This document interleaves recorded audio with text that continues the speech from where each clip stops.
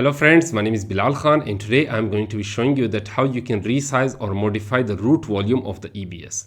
So in the previous video I have shown you that how you can resize the EBS volume, but that was not the root volume. But in this video I'm going to show you that how you can resize the root volume that is attached to the EC2 instance. So let's go to the screen and I will show you there. As you can see here that currently I'm present in this console dashboard like AWS console. So what I will do first, I will go to the EC2 instance.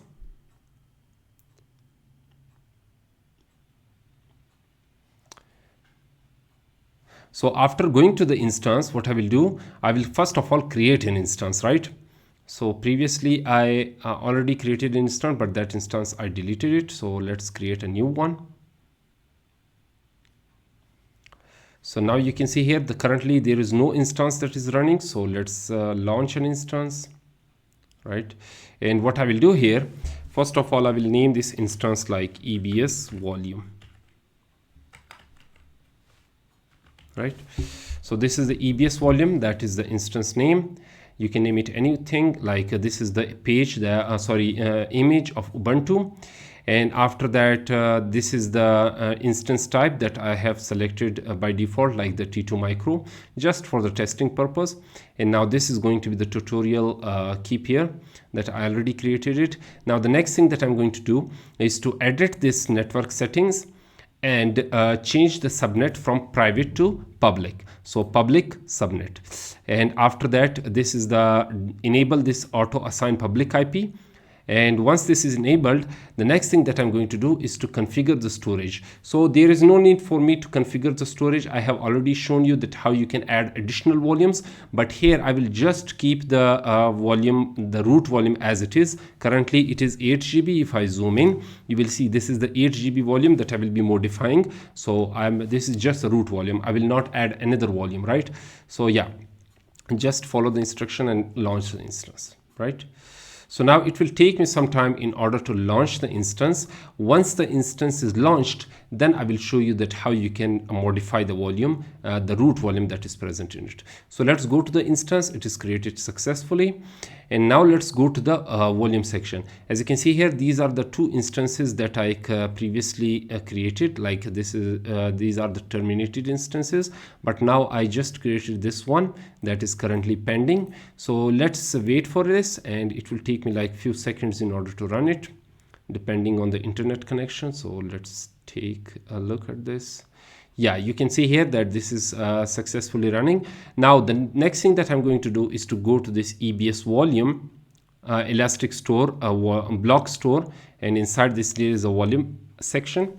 So let's click on this, and now what it will give it to me, it will give me the data, the volume that is present in it. Like I have selected just the 8 GB by default, so it will give me the 8 GB volume. So let's wait for this. As you can see here, this is the 8 GB volume, the EBS volume that is shown to me here. Now the thing that I'm going to do is to modify this. How can I do this? I will simply click on this. After that, I will modify the volume, right?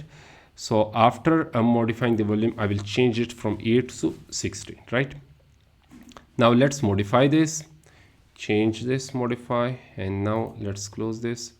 Now it will take me some time. So if I load this, you will see that this is the modification option that is shown to me here. Now the size is changed, but there is one catch, and that is basically the volume that I have shown you here. The size is not changed in the file system. Instead, it is just changed in the volume section, right? So if I go to the EC2 instance again, and this time if I connect it to the terminal, the AWS terminal, and let's connect this here,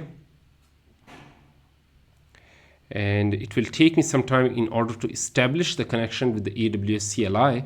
And after that, I will show you that what do I mean by this, that it is not updated in the file system, right? So let's just wait for this. Now you can see here that the instance is showing me here in the terminal. So what I will do, first of all, I will clear this. Let me just zoom in order to show you properly all of the commands. So now the first command that I will run, like ls block. So this will show me all the blocks that are present in this instance.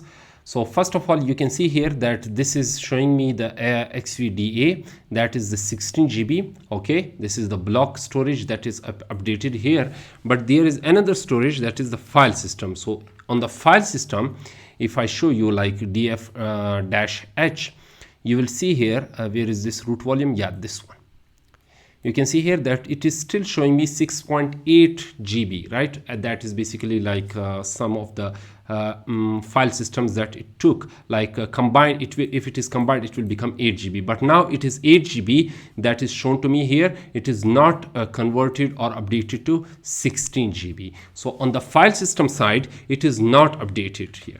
So after that, the one thing I have shown you in my previous video, that how you can resize it. So let's try this command. But first of all, I will write sudo I, right, -i.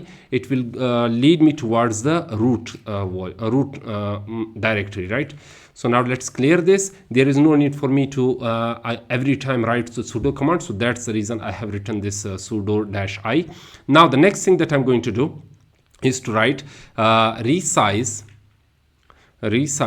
to fs, and then what I will do, I will give the file the volume name or the volume path that is present in the dev directory, and that is xvda1, right? So you can see here that it is showing me this message. The file system is already this block long, and then there is nothing to do in it. So why is this giving me this kind of message? In the previous video, I have shown you that with this command, you can resize the EBS volume. But now I am doing this resizing, but it is not it is not modifying the changes that I have done. So why is this the case? So basically, this case is different from the previous case. Basically, here I'm modifying or resizing the root volume, but in the previous video I have shown you that that was not the root volume. Instead, that was the another external EBS volume that was attached to the EC2 instance. So in that case, it was another EBS volume, but here it is the root volume that I'm going to change the size of it, right? So yeah, this is the case, and that's the difference in it that I wanted to show you in this video. So now, first of all, before resizing it, I need to grow the partition of this, what you can say, this root volume. And once the partition is grown, then I will be able to resize this volume. So how I can grow the partition of it? First of all, the thing that I'm going to do is to take a look at the file system, that what this file system is all about. So I will simply write file -s, then dev, then what you need to do, xvda1. Now you can see here that this is giving me the file system of the ext4. So the EBS volume that is currently of the file system that has ext4 file system. So it could be xfs file system also, but in my case I have ext4 file system. So for both of the commands, I will show you the command for growing the partition of it. So let's say if I want to grow the partition, what is the command of it? I will simply write grow part, right?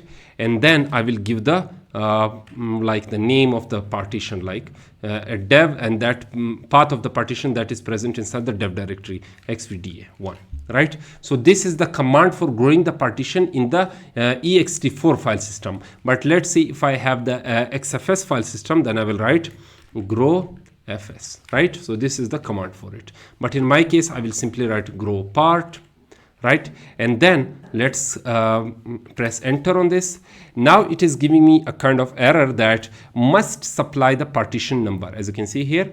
So I need to supply the partition number in order to grow the partition of it. So what? How can I do this? I will simply create a space between the xvda and 1. So this 1 is basically the partition number that is assigned to it, and with this partition number I will be able to grow this partition, right? So let's press enter on this.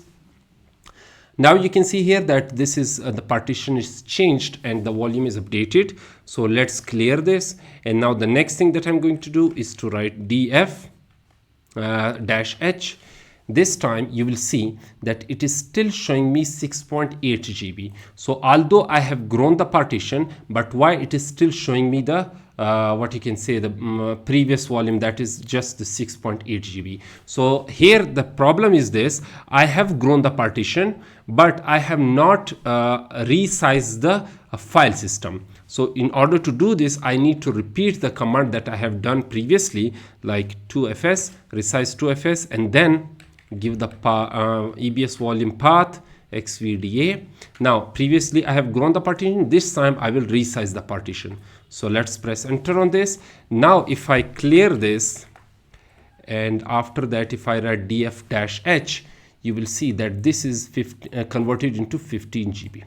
Now this is the root volume that is now converted into 15 GB or the 16 GB as combined. So now the size is modified in the root volume also, and in the files on the file system level also. So let's say if I write ls block, you will see that this is the file system that is giving me 16 GB here, right? Okay. So yeah, on this side it is done, and yeah, let's clear this. And I think that I should also close this. Now the next thing that I'm going to do is to go to this volume section also, right? As you can see here that from 8 GB it is now also converted to 16 GB. So it is working fine, and yeah, it is working okay now. Now this is the overall thing that I wanted to show you, that how you can modify the root volume instead of just modifying another volume that is attached to the EC2 instance. So yeah, this is overall about it. So now the next thing that I'm going to do is to terminate this, and there is no need for me to run this instance again. And in the next video I will create an instance again with the next chapter that will be in the coming video. So yeah, I hope you like this video. So if you liked it, then make sure to subscribe to my channel, and if you have any questions, then ask those questions in the comment section below. I'll be happy to answer all of them. So till then, goodbye.